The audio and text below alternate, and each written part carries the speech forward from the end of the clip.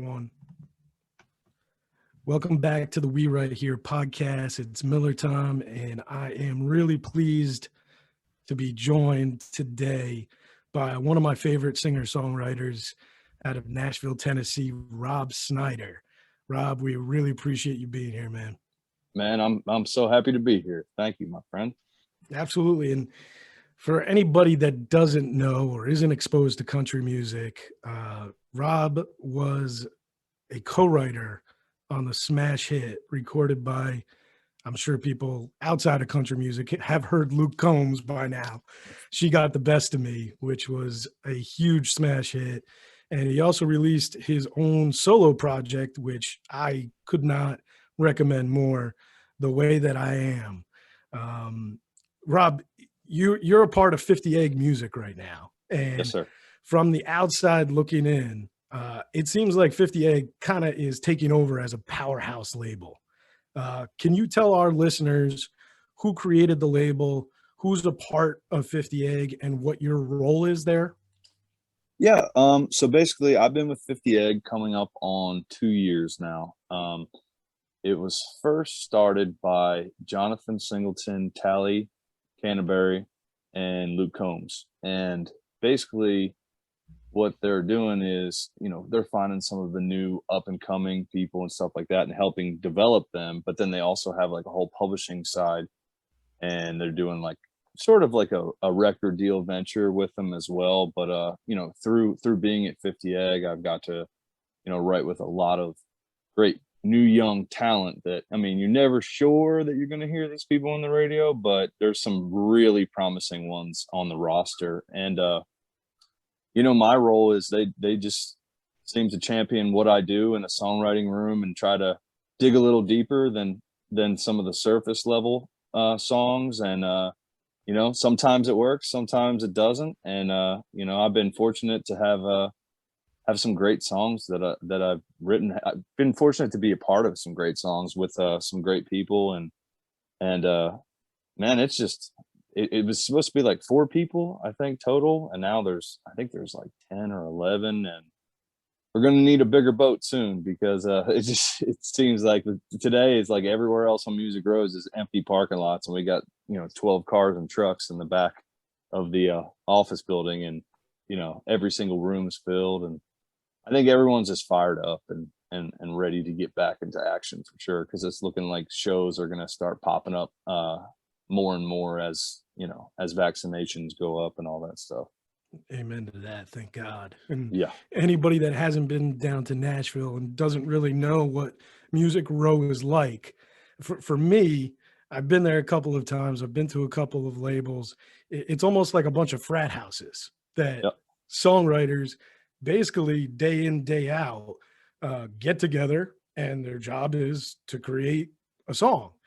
Mm-hmm. How did the pandemic change that feel, that frat house feel, and the songwriting over Zoom? Was it the same vibe? Was it difficult for you? For me personally, it was very, very difficult at first.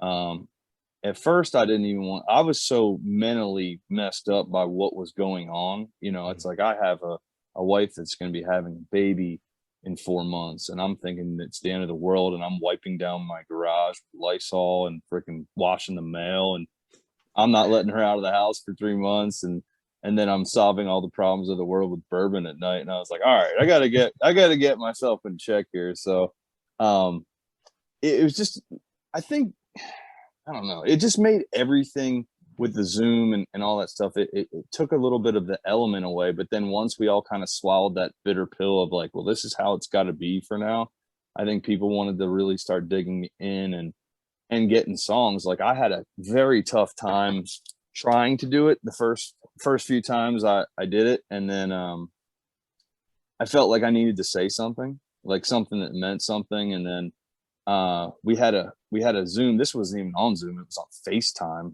And it was Brent Cobb and myself were going to be writing with Luke Combs on the 14th of last year.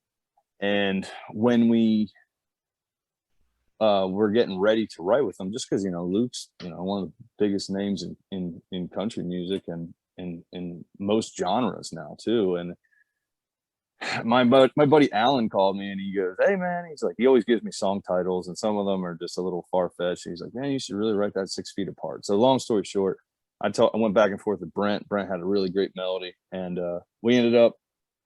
I was like, "Hey man, I think we should really do it. He's gonna be the one that wants to say something about it." And then the day before, Luke texted us and he goes, "Hey guys, like I've been really thinking about what's going on. Like I think we should, write a song about it." And we ended up knocking it out the next day. And then we had no idea he was going to play it and then record it. And, it was just such a weird time. And it's still a bitter, it's still like a bitter song kind of too, because it's like, we're still not back to normal. It's still weird. And, it did pretty decent on its own without any promo or anything like that. But it's like, it's almost a time where we all want to, it's not like therapeutic. Like you go back and you listen to it and you're like, "Oh yeah, I love that song." It's like, ooh, that was not a pretty time for the human race. Yeah, I feel with that song in particular, right in the midst of lockdown. Yeah. I'm basically with my wife and my kids.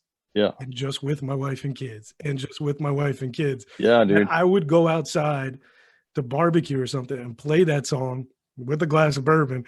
And it was kind of therapy for me. So yeah, I mean, even though, looking at it, it's like, yeah. I mean, I think at the time it was very therapeutic for people, and like, yes, sure. there will be light after dark and all that stuff. Little did we know, it went from that to, cities being burned down and like racial injustice and like all this stuff, and like everyone's fighting and everyone's politically just never been more torn apart. And then it just opened up this whole other thing where it was like the 6 feet apart thing was like, okay, screw that. Like we have so many other issues too. So while we're all locked down, let's take a deep look at ourselves and figure out what we believe in, who we are, and how can we be better people. And there were some tough times in this country, and there were some tough times looking at the mirror for me during this period of time. But looking back now, and it's easier said now than it was, I think it was like one of the best personal things that ever happened to me was that, being able to dig into some of the issues that I've had over the years and say, okay, like, who am I?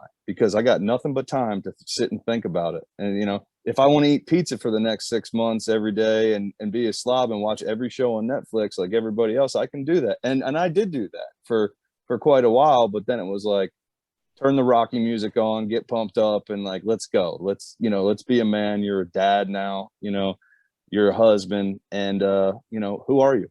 And that was the thing for me. Now, I was still going a little crazy back in Christmas time because you just start to get, you're sad. You haven't seen your family in forever. You haven't seen your grandmothers. I still have 2 of my grandmothers are still alive and well. And so I did what any normal person would do is I grabbed a 90-pound golden retriever named Tucker, my wife, and the 4-month-old, and I put them in the car, and we didn't stop driving until we got to Naples, Florida. And then right when we got there, I was like, holy shit, everyone's living. This is great. They're really living. Man, and like we were still safe and all that stuff, but it was just nice to see, one, get sunshine on your skin and get that vitamin D. Everyone's saying like, oh, everyone's like, you got to take your vitamin D. It's Corona, COVID, all this stuff. So we were doing that and getting it the natural way. And the silver lining of that whole year was being able to spend 6 weeks with my parents in a 1,600 square foot condo and literally not have one argument the whole time, which would never happen in any other fashion. But because, we just were so isolated, like you said, you were just like, it was me and my wife and my kids and me and my wife and my kids. It's like, yeah, man, it's like, it is. And then maybe next time you'll say yes. Like I've learned in this year, it's like, I'm going to start saying yes to stuff I want to do and no to stuff that I don't want to do, because time is very precious. And we all lost. I just celebrated my 39th birthday, and I feel like my 38th was a complete ripoff. We were 2 weeks into lockdown, and I was just like, man, is this how it ends? I'm like, is this really it? And so I don't know. I'm kind of going all over the place, but like looking back at the whole thing, it's like, yeah, I didn't want to Zoom at first, but then wrote a song that found its way to the radio. And then I also realized, shit, if I can Zoom, I'm Zooming from the beach. So that's what I did. And now I know if I have to in a pinch, and if I have to travel, I have the tools now to do it and do it successfully. Do I prefer being in person? Absolutely, man. It's the human element. And, it's nice to change it up every once in a while and be able to do it from anywhere you want to go, because I'm a beach bum at heart. I have to be. I feel very landlocked in Nashville, but now I have 2 weeks where I'm going to spend some time with family in the end of August, beginning of September, and I'm not worried about it. I'm like, yeah, I'll still go to work every day.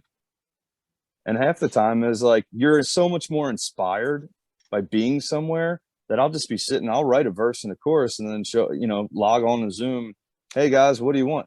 Half the time they don't have anything else. And they're like, oh, I like that. I'm like, yeah, sure you do, because you don't have anything anyway. And then we just write the song, and then, if something happens, and on to the next song, man.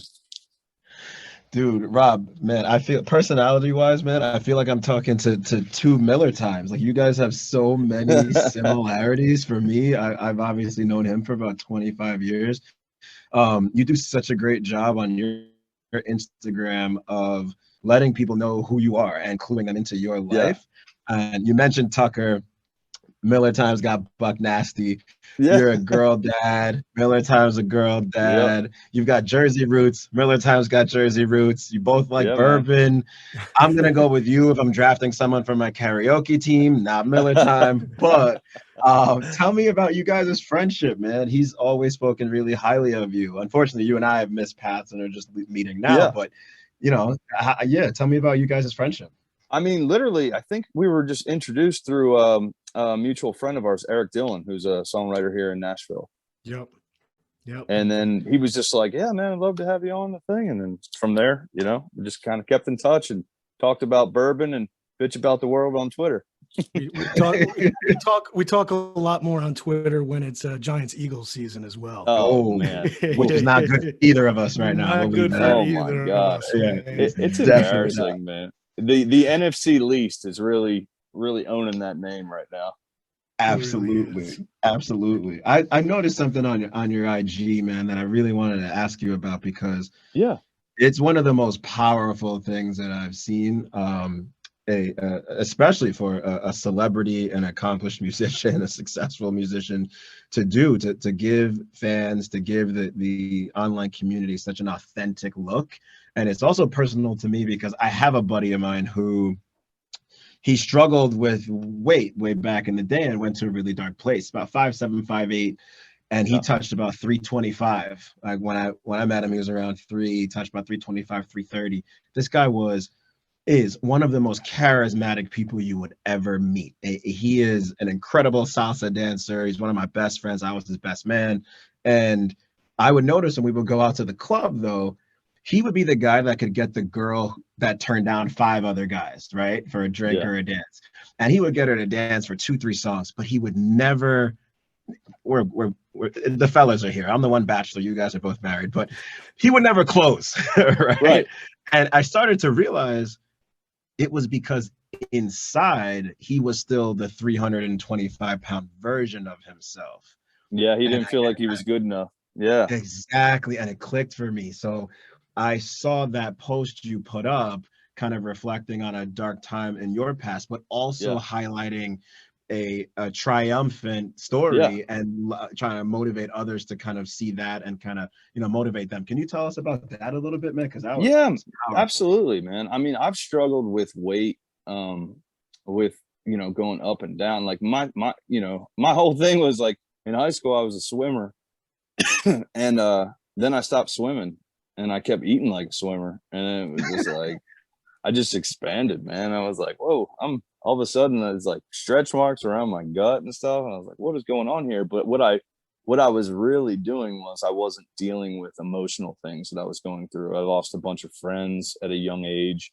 And then again, like almost 10 years later to the day, lost 2 very near and dear friends.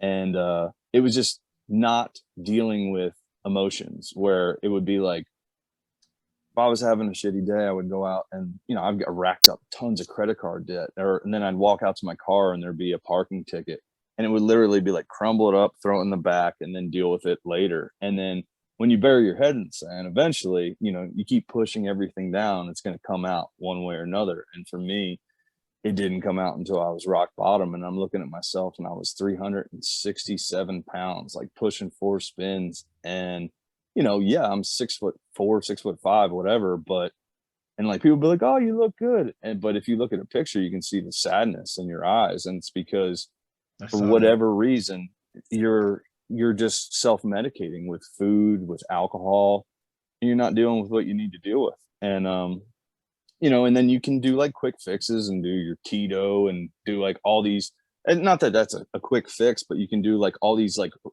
extreme, hard to maintain lifestyle changes.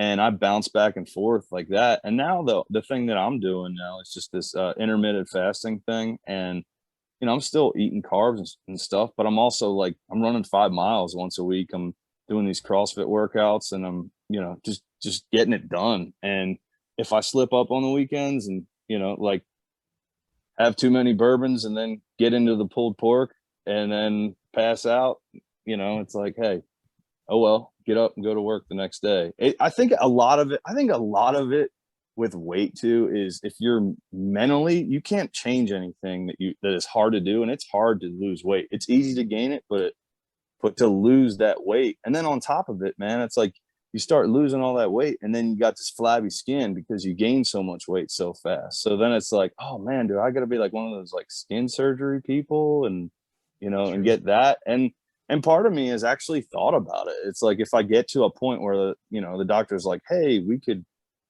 do this and you'd feel a lot better. And, I'm like, it's just something that I'm not there yet where I've lost enough weight where I'd be like, okay, we can go do this. But there's just like, I got the flap in the midsection, and it's like, I have abs underneath them. They're just way underneath there.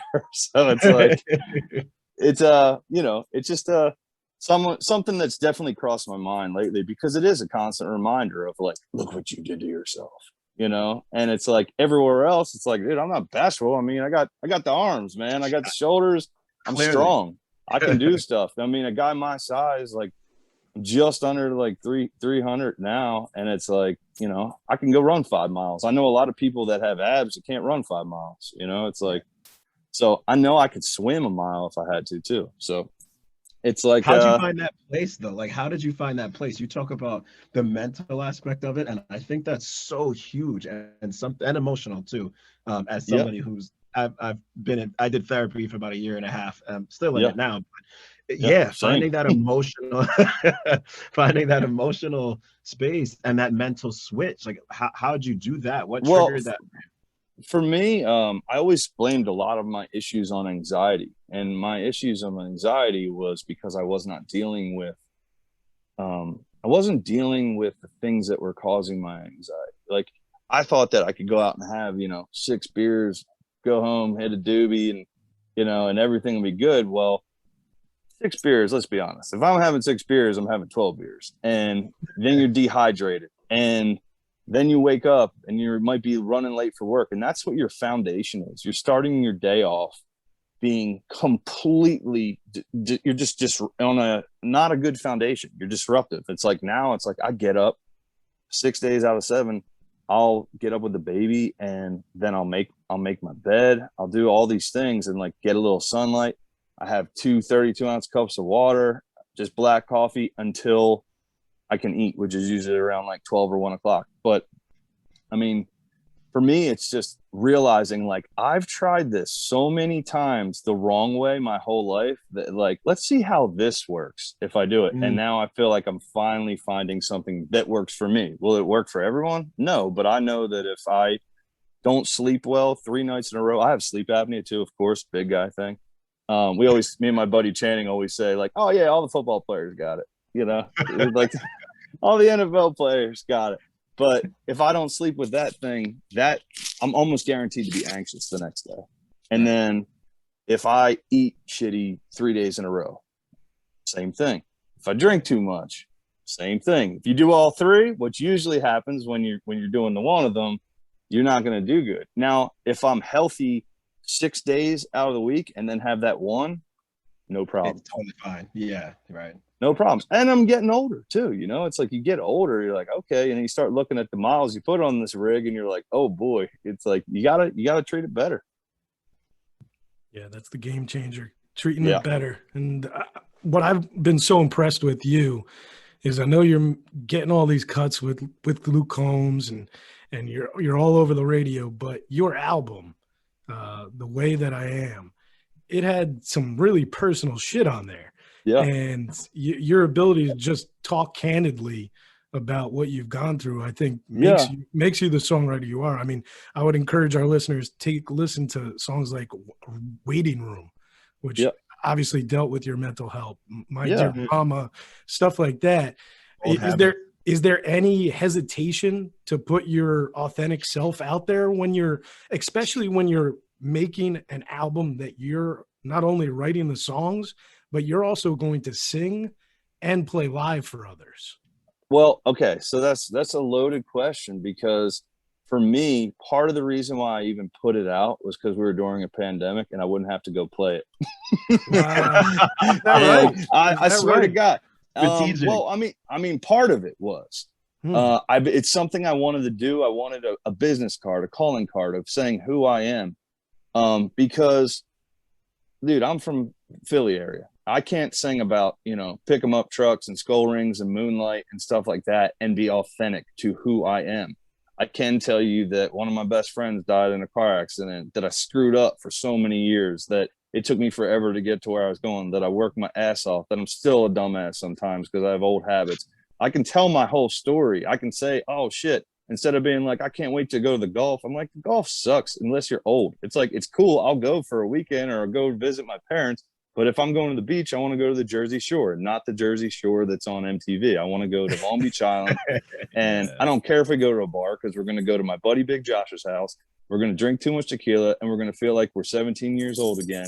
And it's the people and it's the memories that are just there. And like, when I have friends from Florida, from Washington State, from people that have never even been to New Jersey, they're like, I don't know how, but you have me reminiscing about a place that I've never even been before. And then I feel like my job's done. So when I did that project, we just decided to make it all songs that are unapologetically me, that like some kid on Music Row is not going to sing. And like in the grand scheme of things, it's not going to be a major hit. It's not going to make money, but you know what? It's who I am. And it's gotten a good response out of a lot of people. And I'm definitely going to do another project that'll be a lot happier now. I mean, there's still some of my old woe is me kind of stuff like that, but I'm just going to try some different things on this next one. And I'm excited to get working on it. That's great. And it's funny you say, because you grew up in Philly, me and PK, we grew up in North Jersey. And when your song Jersey came out, I was shocked at how many like people still my age that are single that are going down to the Jersey Shore and partying in Manasquan and Belmar. Oh yeah, dude. And they're Instagramming with your song all over it. And I mean, with the lyrics from that, is that taken from your personal experience as well? I mean, it's a true story. It's like the chorus is where my mama met my dad. I mean, my dad was a lifeguard on really where you kissed your wife. Yeah, it's where I had my first kiss with my wife. Awesome. We got married exactly 5 years to the day of our first kiss.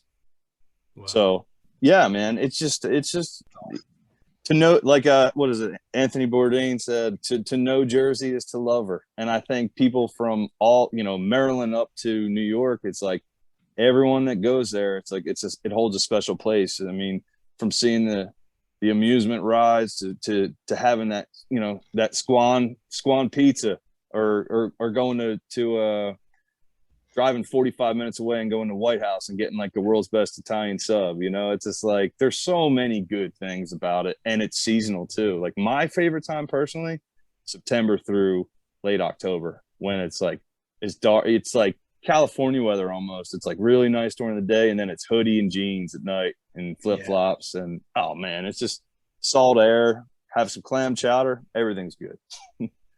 So you're from Philly. You grew up right around the same time. I think we graduated school all the same times, me, PK, and you. Oh, wow. And I'm thinking about it. You're now in Nashville, making hits for arguably the biggest country music singer in the world right now. What was Rob Snyder listening to in high school and college? Was it like Jay-Z and Biggie, like me and PK, or man, throwing a little Springsteen? What was it? What was Rob Snyder listening to in high school and college party days? Well, let me get Springsteen out of the way. I worked at the Jersey Shore too, as a lifeguard and also as a bar back, bartender, waiter, all that stuff through all the years. And if I had to hear freaking Rosalita one more time, I was going to pull my eyeballs out. That being said, now it wasn't until I moved to Nashville when I was 30 that I always loved like the, you know, like I'm on Fire and like just like some great records that I remember my dad playing when I was a little kid.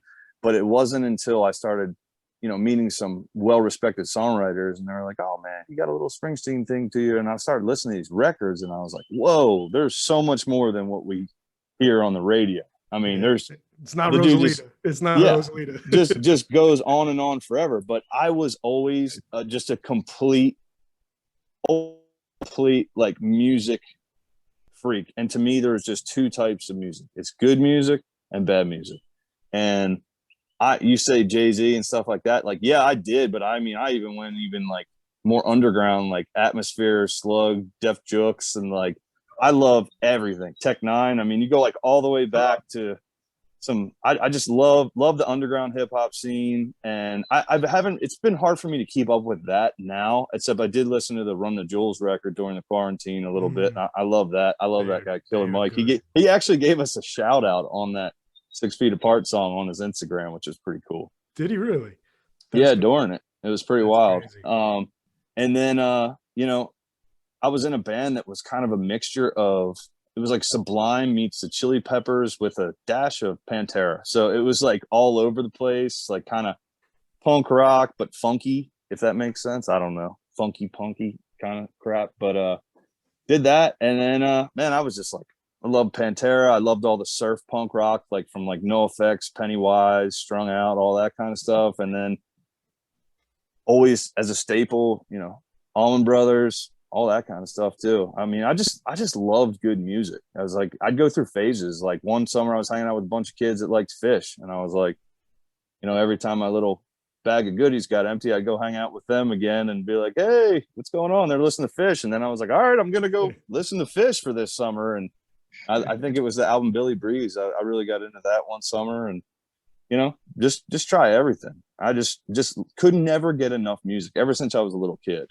I remember the exact movie that did it for me too. I was with a babysitter. Her name was Linda Flaherty, and we were on Plymouth Road in Springfield, PA, and we watched La Bamba. And at the end, when the mom's like, "Not my Richie," I remember being like 5 and crying.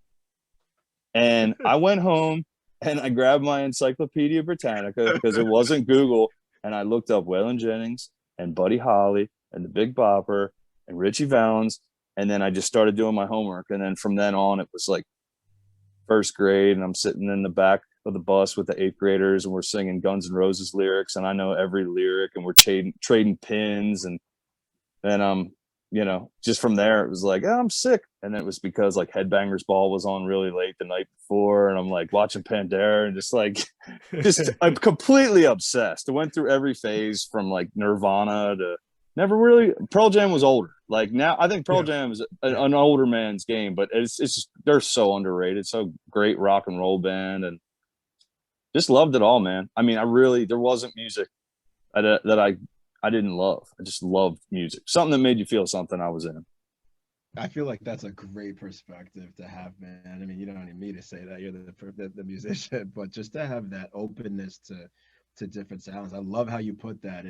There's good music and there's bad music. Millertown and I were watching, there's a Biggie special on Netflix. I think it's called I Got a Story to Tell after one of his songs. And one of the clips, I remember like jumped off the couch and rewound it, recorded it, and then sent it to Miller Time. And one of his very good friends says when Biggie would go home to Jamaica, he'd always come back with new music, different sounds. And the one thing that made me sit up was he said to his boy, he couldn't go to sleep without country music. He loved country music. No kidding. Never put one of the biggest hip hop stars of all time with country music, but that was at the time, you know, his favorite music to listen to, man. And I just think the greats always have like that open. Oh yeah, they all got like some weird thing, man, where they get stuff from. I mean, like that was just a whole nother level. I mean, I feel like once that the auto-tune thing really became a thing, like this thing's been around for like 12 years now, and it's like it's gotten cool, and then it's gotten like outdated, and now it's a full on thing with live performers, like Post Malone's doing it, and like everybody, and it's like it's crazy. But like there was something so raw about the artist in that like Y2K late 90s era, you know, where it was just like you heard Nas, it was written, you just hear that guitar come in, and you're like, oh my God, like you could run through a wall, man. It's amazing. Real talk. I agree. Yeah. Let me ask you a question, Rob. What's the best show you've ever attended? What's the best show you've ever seen, man? And you probably got to dig through hundreds or thousands. The best show I ever attended. I'm going to have to say this. All right. The best one I've ever attended was at the Ryman, and it was, I think it was Chris Stapleton, man. Chris Stapleton and Morgan Stapleton. My wife's grandmother just passed away, and they did "You Are My Sunshine," My Only Sunshine, but they do it in this like dark, bluesy, swampy way.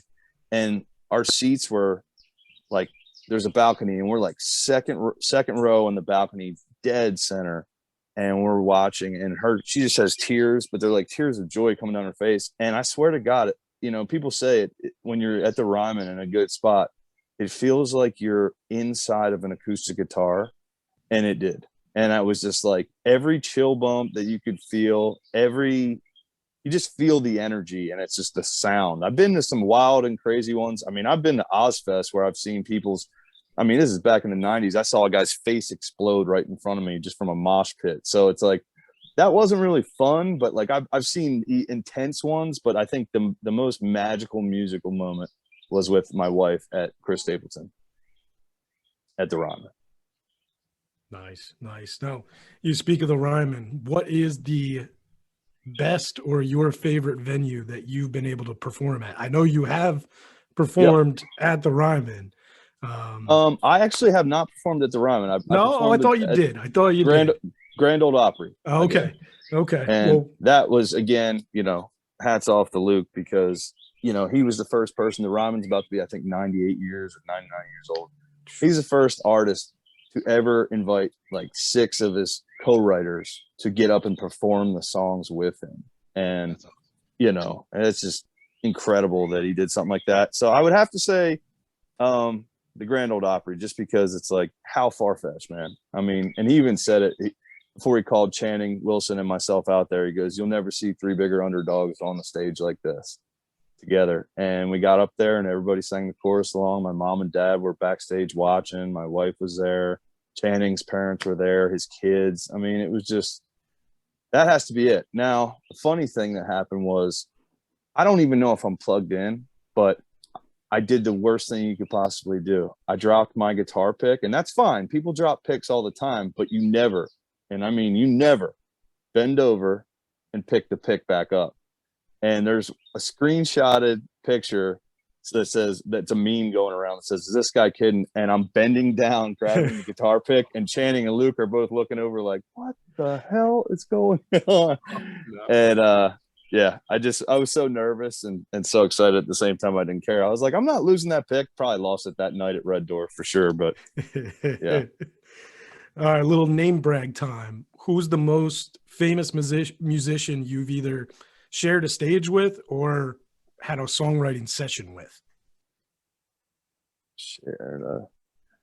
Man, I have to think for that. I mean, like, I've opened for a ton of people back in the day when I was, you know, doing the big fish in the small pond thing in out of Westchester, Pennsylvania.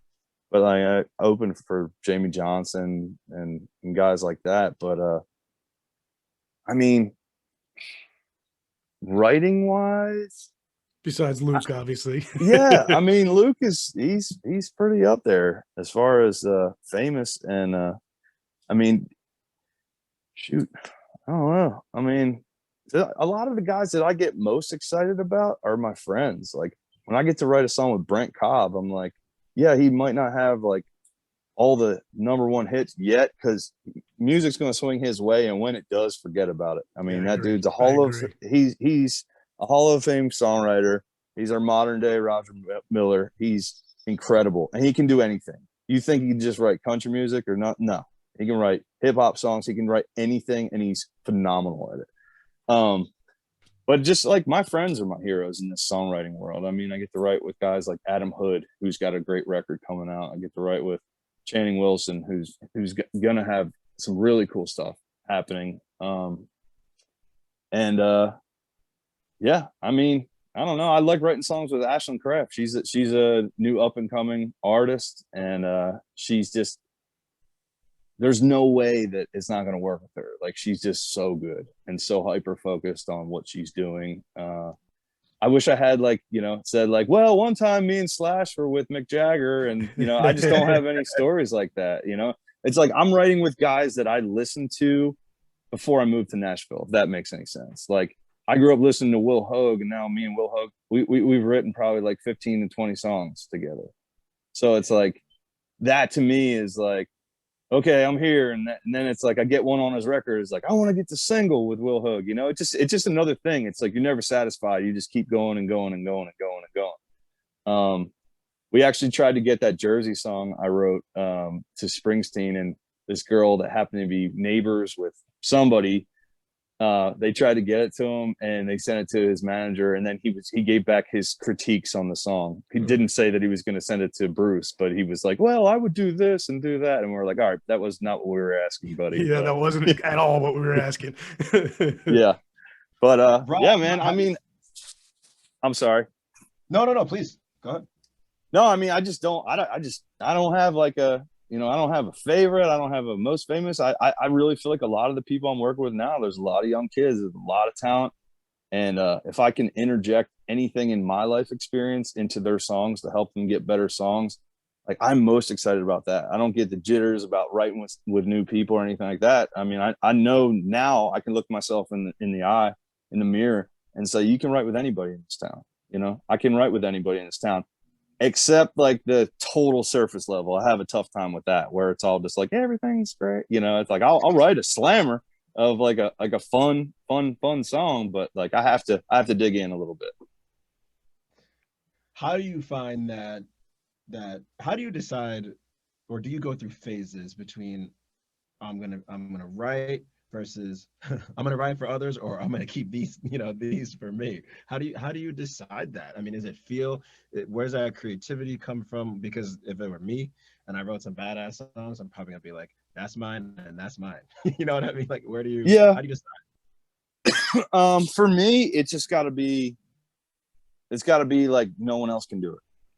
You know, it's got to be, every line has to be unapologetically me and no compromise whatsoever. For somebody else, I might not agree with the one line, but they sure sound good singing it, and I'm gonna be like, all right, that sounds pretty good.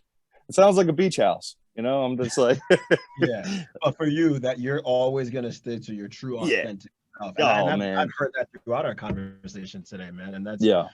You could always go to sleep at night with that and have peace of mind, for sure. I mean, dude, that's the whole thing, is like, the pressure that these artists have to, you know, to not only please their fans, but they got to please the label, they got to please the marketing people, they got to please everybody, the publishing, like everyone. It's just a lot of pressure. And then, you know, they're all like, oh, we love you, we love you, we love you. There's like that Nashville I love you. It's like, do you though? Or are you just trying to get, you know, it's where I come from, where you guys come from, we know what a middle finger is. Well, here it's bless your heart. So it's like, no doubt. Yeah. I've heard that before. Yeah. And I'm very pro blue cheese, not ranch either. There we go. Yeah, that's I respect that. It probably ranch is a complete violation. Well, I'll get you out on this one. Yeah, man. Bourbon during the pandemic. What has been your kind of go-to 3 bottles? Okay.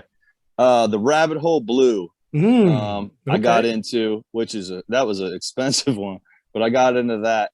I also got into the Maker's Mark. I think it's the private stock. The I don't know. It's like 110 proof something. It's like, it's a sipper where you should not be drinking it on ice. Like I was just like pouring like spigot pours of this stuff, and then like, you know, just numbing out on bourbon. But old Makers, man. I'm a Makers guy.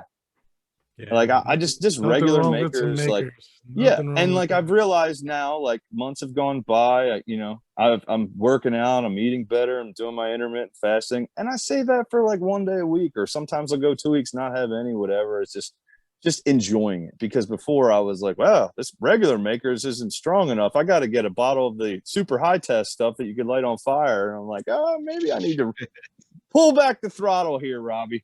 Just a little bit. Yeah, man. Absolutely. Well, check him out on Instagram, Big Rob Snyder. That's Snyder. He's not the actor. This No, guy's a lot more cool. So, Rob Snyder, man, you we can do appreciate it. we appreciate you joining us today on the We Right Here podcast, man. And we're gonna keep telling all our listeners about everything you have upcoming, and keep us in tune with your upcoming projects, and keep up the good damn work, man. Dude, thank you guys so much. I'm looking forward to when we can all have a bourbon together in Nashville when you guys get down this way, or if I get up that way too, man. No doubt. No doubt. Has to Absolutely. happen. Has to happen. Will happen. We're saying yes. We're saying yes to everything in 2021.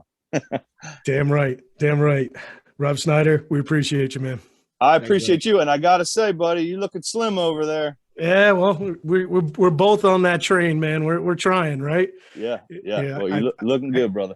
I appreciate it. You too, man. All right, guys. Thanks so much for having me on here, and we'll stay in touch.